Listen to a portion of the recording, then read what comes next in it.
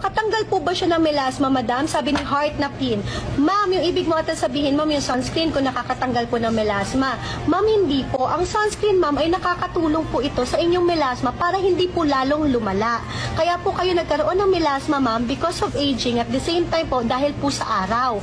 Lalo na po, baka dati po, grabe po kayo gumamit ng mga beauty products na grabe po ang chemical at hindi po napoprotektahan ang mukha ninyo. Kaya nagkaroon po kayo ng melasma.